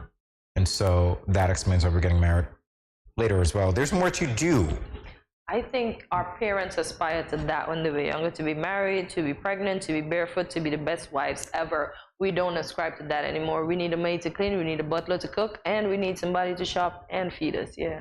So we require way more attention than they did. Here I was thinking that we're just working on ourselves. I didn't realize it was that rough, y'all. I just thought we were busy working on our careers, working on ourselves, being the best that we can be. That's what I thought. I don't know.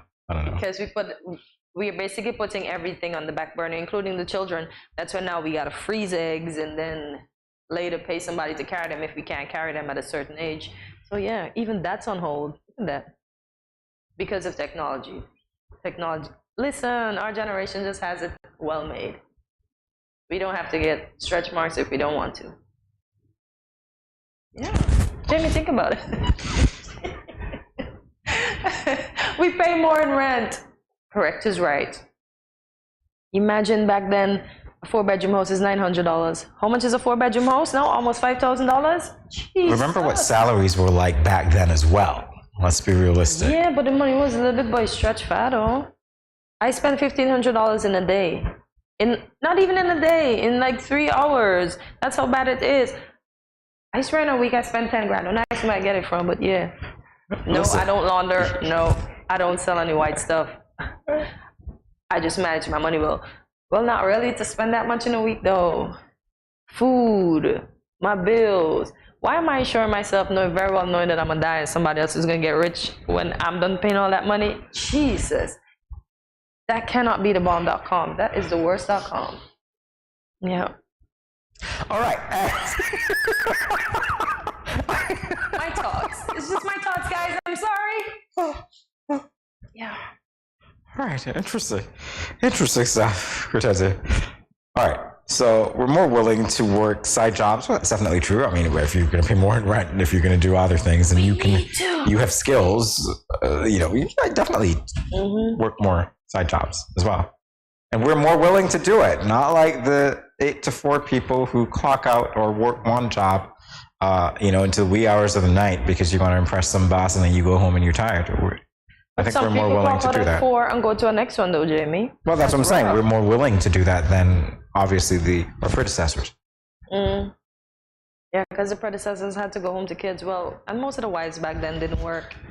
They were the homemakers to take care of the children and the husband when he comes home. So one person worked and everything worked out fine. Now that 2 persons are working, I could imagine how tough that is, especially with kids. Imagine you don't get to spend any time with each other because by the time you get in the house, mostly the moms, they're bombarded by everything the kids need, how their day went, the problems that they're having. So, boy, I empathize, ladies, with kids. I empathize.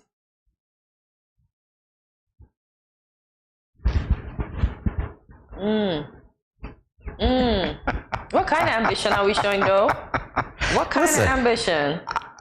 No, this is a debate right here. Yeah. Because if you are making less, the ambition that you show would probably channel into working more jobs, despite lower incomes in your main job. Some persons, so I'm going to give some persons their flowers. They do well with their income. You see, they manage to build houses, etc., etc. But some low-income people, I don't see any ambition. All I see is Shein. I did not say that. Yeah. Yeah, it's interesting because you'd have to define ambition. What is ambition? Yeah. What is ambitious to you? What are your goals? What are you heading to? And why are we making less, by the way? Can somebody answer that question? Why are we making less? Let's talk about that. I think over the years, we've all had this one qualm. What is it called? Oh, I don't know. Wait, Jamie, I'm trying to get it. Okay, our money stays the same, but cost of living, yes. Cost of living goes up. I don't even think that's what it is. I think now that I'm analyzing it a little more deeply, you're making less relative to those who have been in the job market for longer and are making more because they're in higher paying positions. And that might be where that comes in because obviously they're filling up the top tier of the employment sector. Well, how much more are they making though? Because I think with your white paper, as I like to call it, or your degree, you make more than the average person, don't you? Define average because more of us are qualified, more of us are doing this, and we make up the majority of the workforce. So if you have people who are in positions of tenure, they're going to stay there, making what they make. Yeah, but yes, Not that they shouldn't, because they have the experience. And if they're functioning, why not? They aren't big on vacation? That's a lie. Please. That's a big fat lie. We go everywhere. Most of us post everything. So, yeah, our generation is big on vacation. Some of us have went, or some of us would have gone around the entire world with the exception of the places like the ones that we don't mention or we don't go to. Yeah, but some of us have experienced a lot of the cultures. So we're big on vacation, yes. I'm not. You're not big on vacation? No, man. I'm not big on vacation because generally I'm working and my work takes me to different. So, no, I'm not big on vacation. I'm big on being at home when I can. When I can be Why grounded. would you be big on vacation? You need to go away sometimes. I did for about a month. Remember that, guys? All right. So, it's just. No, Jamie, you have to be big on vacation. Don't make Gen X look that bad. We are big on vacation. We like to go away. I just read that we aren't big on vacations. But we are big on vacation. Possibly because of the lower incomes and the higher cost of rent. That's why we got credit cards. So we swipe them now and pay later, right? So that's how we could get big on vacations. And we just manage our credit because the more you use your credit card, the more you improve your credit score once you're paying back, right? Wow. Yeah. Okay. You don't think? No, I don't think. Shucks. At all. If that's what's going on, no wonder. We're in dire straits. We are in dire straits, guys. We? Yes. As of the generation, not me. Okay, here we go. They're having fewer children. One is enough. That is so true. Ain't nobody got time for four. Well, my mom had time for four. I have none. How about that? So that's definitely a few, right? That's less than. That's zero. That's like nil, right? And I like to say, I am my own child. That works. Oh my gosh. Awesome. But for real, you know, what's wrong with us? Our parents taught us having siblings were the best thing ever, and we are here talking about we have 0 kids. And proud of it. Hello. Listen, at 25, some of our parents had 3. What's going on? Okay, here's the thing. I'm really glad, and this is a secret, pretend you can't hear this, this is just for you, that I have no baby mama drama. No child support. He stays away from the great church. I don't have to hang out. I don't have to hang out in the Independence Square waiting to have my name called because which one? At the Blue Church or the Great noise. Church? Well, I guess they moved now, so I don't even know where they have those sittings. Yeah. So really, yeah. Hello. Yeah. There's less stress. Mm-hmm. It's great, and yeah, I've fathered lots of children in the classroom by teaching them. Know what I said? By teaching them. Please don't use this soundbite and make it something it's not. By teaching them. Jamie still got about, let's say, about 4 more centuries, so you never know. You might just see a little Jamie running around, JJ. No, that's me, actually. So we're good. We're good. Somebody gave a thumbs up. And we're having good times, right? Yeah, that's really good. Awesome. That's all. Honestly. That's the good part. We're more responsible. Yeah. But at least we're not saying at 28 we have to have kids, or at 30 we have to have kids, or at 40 we should have this. Oh, you're kidding? age Some range. people thought that. I see them. Yeah. They still think that. I mean, it works for them. To each his own. We are self-centered? Is it that's why we don't have kids? Ooh, that'd be rough. Yeah, we have centered ourselves to achieve the goal that we wish to achieve by doing what's best for us in these times. So we are definitely self-centered and focused persons. We make sure the breath that we breathe comes from the middle of our lungs, yes. Self-centered in a good way.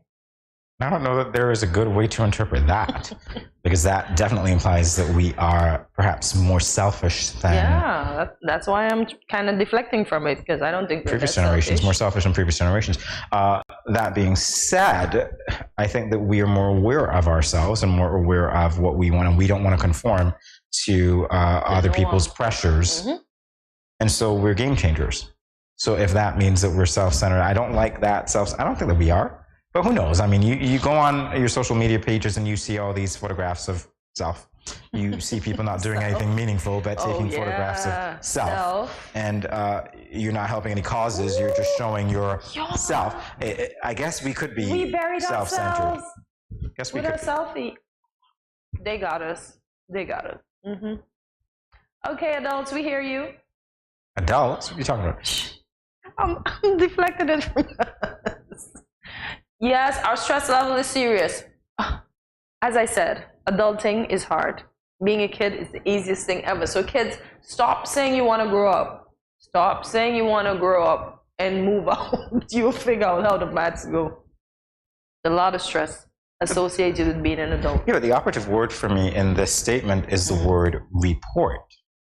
We might report high levels of stress, but it could be the case where we feel more comfortable reporting.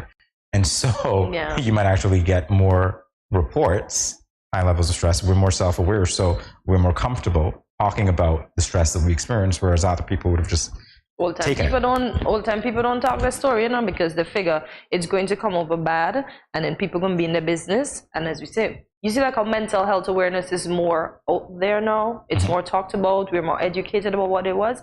Not back then. Unless the person walked down the road and you saw them and you called them mad, most people hid their mental illness, or their family did, because nobody could know this here in my family. That's how they taught back then. So the fact that we're speaking about it, that's good. Although we weren't gentle, our parents didn't use gentle parenting on us, we speak up still. Speak for yourself. Hey, GMSK Nation, let me know how many of your parents use gentle parenting on you. Or not. Let's run a poll. Because we know most of us ain't getting no gentle parenting. We got the 1840s, the back to Africa parenting. Wow. Do as you're told or else. But hey, we're here today. We're good, upstanding citizens in society. Most of us are. And we hope that the younger ones, are looking at us and can take a page out of our books. So. Guys, we'll take a break. We will be back in a moment with more GMSKN. Stay tuned.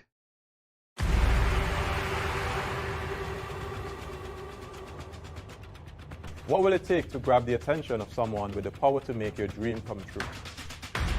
7 hopeful entrepreneurs in search of the finances necessary to take their ideas to the next level. This is their lives, right? This is their business. 4 savvy business owners ready to make a pragmatic investment. You can't help people if you can't help yourself. First you make the dollar and you give the dollar. Why you take your business offline? I really feel that you need to do a little bit more research. Very knowledgeable. Super knowledgeable. You have a great idea and a great concept. I think you'd be snapped up by Disney. If you have a job someplace, it means that if something is not working, you can walk away. Who will invest? Let's do this. Let's do this. Thank you. And who will be sent home with nothing? I am your host, Kevin Hope.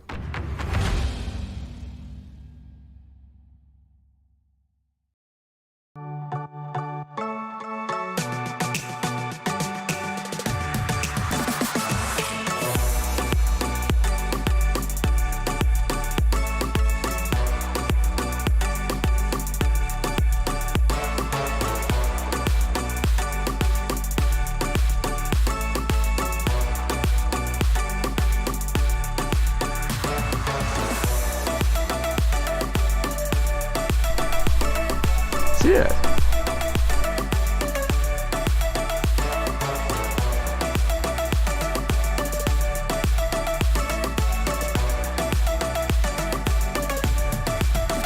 An exotic experience.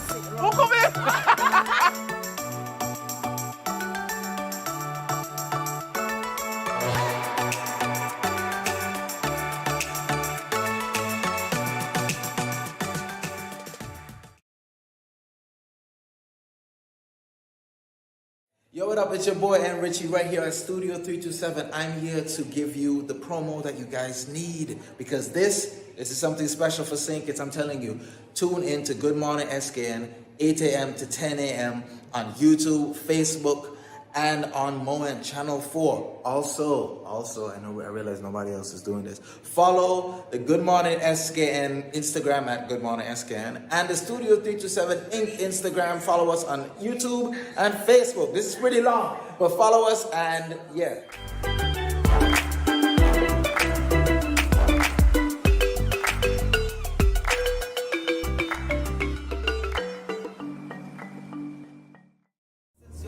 Represented for Good Morning SKN. We say good vibes, good energy, blessings and love. Voice your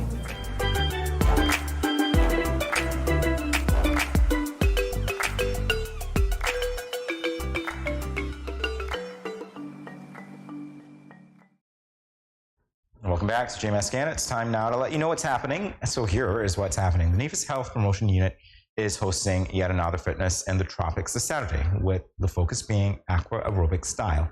This session will be facilitated by Mara Romaine at the Owali Beach and starts at 8 a.m. Here's what you need to bring: swimwear, beach towel, drinking water, and sunscreen. The best part is it is completely $0. Right, that's going to be free. So nice. Go out and enjoy yourself aqua aerobic style. Yep. Lake Health and Wellbeing has announced the first workshop in their Empower Her project, Making Smart Money Moves, facilitated by accountant Sherifa Brown. The Smart Money Moves workshop aims to enhance the financial well-being of women with NCDs by equipping them with the skills they need to better control and manage their finances, helping them thrive despite having a chronic illness.